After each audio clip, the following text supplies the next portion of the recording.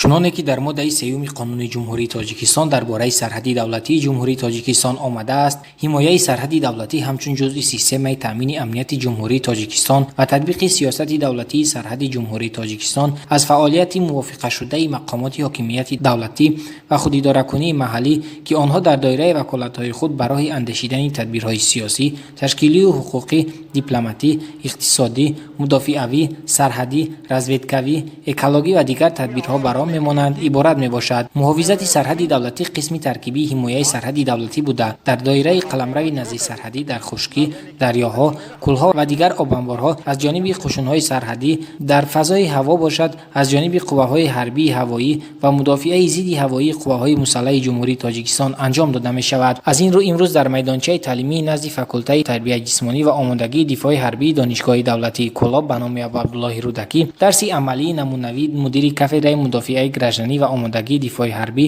генерали муставфӣ Азимов Раҷабалӣ дар мавзӯи омӯзиши хатти сарҳад ва қонуншиканӣ дар хатти сарҳад баргузор гардид.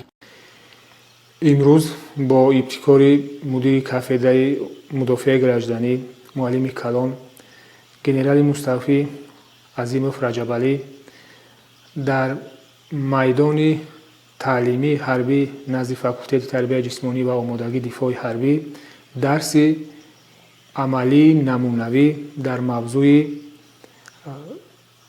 омӯзиши хатти сарҳадӣ ва қонуншиканӣ дар хатти сарҳад доир карда шуд.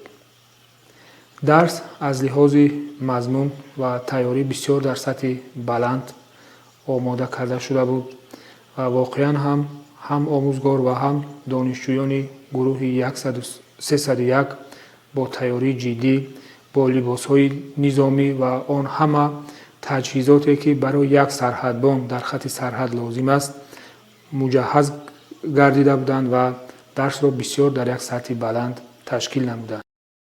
дар дарс холиқзода Айниддин номзади илмҳои филологӣ, доцент, муовини ректор оид ба таълим, Шарипов Анвар номзади илмҳои педагогӣ, доцент, сардори риёсати таълимии донишгоҳ, Зулфияв Гадомат номзади илмҳои филологӣ, доцент, декани факултаи тарбияи ҷисмонӣ ва омодагии дифои ҳарбӣ, Мирзоев Қурбоналӣ муовини сардори риёсати таълимии донишгоҳ, Ашуров Содирхон муаллими калони кафедраи мудофиаи гражданӣ ва дигар омӯзгорону донишҷӯёни факултет ширкат варзиданд. нахуст дарсро генерал Азимов Раҷабалӣ оғоз намуда доир ба мавзӯи дарс ки омӯзиши хатти сарҳад ва қонуншиканӣ дар хатти сарҳад унвон гирифта буд баромад намуданд. сарҳадбон вазифадор аст ки дар хатти сарҳад ягон қонуншиканӣ нашавад. бинобар ҳамин сабаб аз қадим боз саг ва асп дар сарҳад ҳамчун ёрдамчӣ истифода бурда мешавад. то ҳозира дар ҷумҳурии мо азбаски мо бо 4 давлати бародарчием, ҳам сарҳадем, сарҳади тӯлонии зиёд дорем. ҳар яки шумо вазифа дорем ки дар бораи хатти сарҳад ва нигоҳубини сарҳад маълумот дошта бошед. вақт дар ҳолати сарҳада вайрон кардан дар таги пошон манам чӯбои гирда мебаранд, манам қадар ғавсии чӯб манам қадар гирд таги пода мебанданд, сарҳада мегзаранд.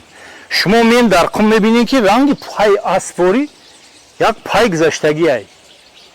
из маълум аст не ки изи чи аст шумо фаҳмида наметавонед. агар ки шумо имрӯз ҳамин чизора тасаввурот дошта бошед, дар оянда ягон мушкилӣ намекашад. медонед ки ба таври фиреб гузаштагиай, таги пошда чӯб бастай. ҳамчунин донишҷӯён оиди ин мавзӯъ саҳнае омода намуда пешкаши ҳозирин гардониданд. дурбин таъмин карда шудагӣ аст. ина дар як ҷое мемонем мо ки дар як ҷои баландӣ.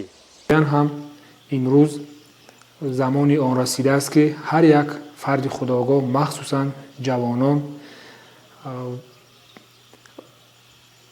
барои марзу буми ватан махсусан хатти сарҳадӣ омода бошанд ва дар ҳолати зарурӣ тавонанд аз хатти сарҳади худ аз модар ватан ва тамоми он дастовардҳои 30 соли истиқлолият ҳимоя карда тавониста бошанд.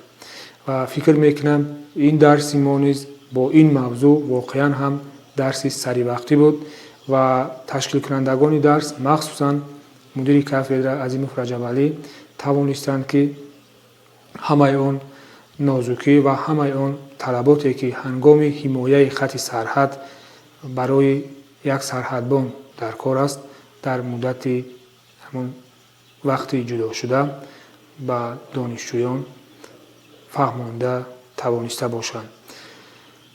воқеан ҳам бисёр ифтихор мекунем ки чунин омӯзгорон дар факултети тарбияи ҷисмонӣ ва омодагии дифои ҳарбӣ кору фаъолият доранд ва мо боз дар оянда кӯшиш мекунем ки чунин дарсҳоро ки барои ҳифзи амнияти миллӣ, ҳифзи арзишҳои миллӣ ва дастовардҳои даврони истиқлолият манфиатовар ҳастанд, бештару беҳтар баромонем. дар охир холиқзода айниддин муовини ректор оид ба таълим баромад намуда дарси устодро хуб баҳогузорӣ намуданд.